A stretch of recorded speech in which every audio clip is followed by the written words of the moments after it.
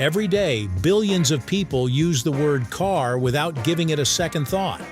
We say we're driving a car, parking the car, washing the car, or buying a new car. It feels like one of the most ordinary words in the English language. But if you trace that tiny three-letter word backward through history, it takes you on a surprisingly long journey through ancient civilizations, horse-drawn wagons, medieval trade routes, and even the Roman Empire. What's especially interesting is that the word car is actually much older than the automobile itself.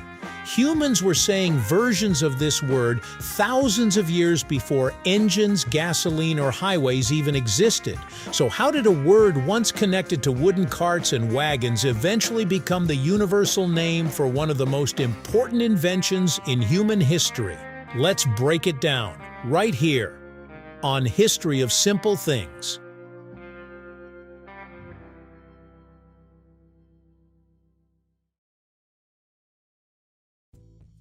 Long before automobiles existed, people relied on wheeled vehicles pulled by animals. These included carts, chariots, wagons, and carriages. The modern word car can trace its roots back to very ancient Indo-European languages, where a root word similar to curs or carros referred to wheeled vehicles. One of the earliest recognizable ancestors of the word came from the Gauls, Celtic people who lived in parts of Europe more than 2,000 years ago. They used the Latin word carriage, which referred to a wagon or cart. The Romans later adopted this word during their expansion across Europe. Once the Roman Empire spread Latin across the continent, versions of carriage started appearing in many languages.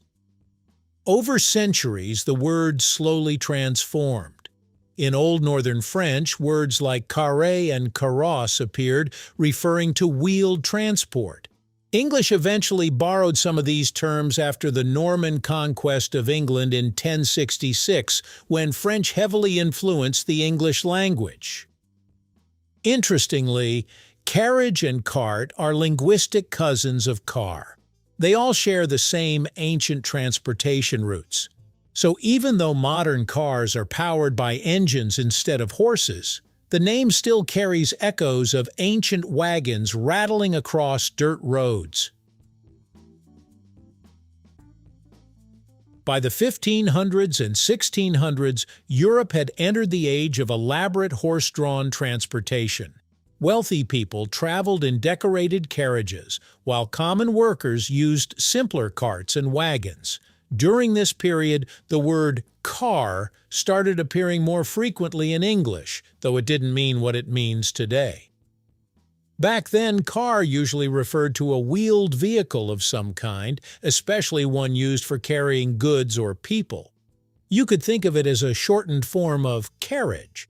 In fact, early English dictionaries often described a car as a cart or wagon.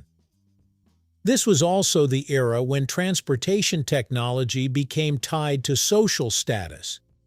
Fancy carriages were symbols of wealth, almost like luxury vehicles today. Kings, nobles, and merchants invested enormous amounts of money into ornate horse-drawn coaches with suspension systems, padded interiors, and decorative artwork. Some even had early shock-absorbing designs to make rough roads more tolerable.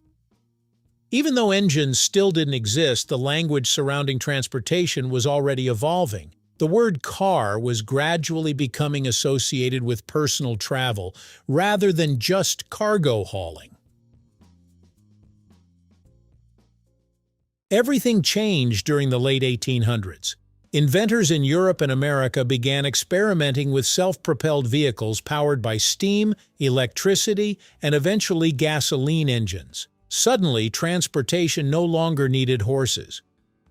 When these new machines appeared, people struggled to decide what to call them. Early names included horseless carriage, motor wagon, and self-propelled vehicle. The term automobile eventually became popular because it combined two different languages, the Greek word auto, meaning self, and the Latin word mobilis, meaning moving. So automobile literally meant self-moving. At first, automobile sounded modern and sophisticated, Newspapers and manufacturers loved using it because it made the invention feel revolutionary. But there was one problem. It was long. People naturally shortened it during everyday conversation. That's where car returned. Instead of constantly saying automobile, people began casually referring to these new machines as motor cars, and eventually just cars. Since the vehicles still resembled carriages in shape and purpose, the old transportation word fit surprisingly well. By the early 1900s, car had become the dominant everyday term in English-speaking countries. It was short, simple, and easy to say. Meanwhile, automobile became more formal and technical. One fascinating thing about automobiles is that different languages developed different preferred names. In American English, car became the standard word, but in other places, different terms survived. For example, many languages still use words related to auto or automobile. In German, it's often auto. In Italian, auto is common too. Meanwhile, in some regions, words connected to motors or vehicles became more popular. Even within English, vocabulary varies. British English sometimes uses motor car, especially in older writing. Meanwhile, automobile is still common in legal documents, museums, and historical discussions. This happens because language doesn't evolve in a perfectly organized way. People naturally shorten words, borrow terms from other cultures, and choose whichever version feels easiest in everyday speech. Over time, the simplest words usually win, and few words are simpler than car. The next time you hear someone mention a car, it's worth remembering that the word itself is ancient. It predates engines, highways, gasoline, and even modern countries. What started as a word for rough wooden wagons in ancient Europe slowly evolved through Latin, French, and English before finally attaching itself to the automobile. In a strange way, modern cars are still connected to their ancestors. They may use computers, fuel injection systems, and electric motors now, but their name still comes from humanity's earliest wheeled transport.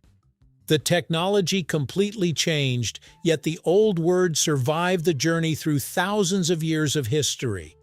And that's something language does surprisingly often. Sometimes the newest inventions carry the oldest names.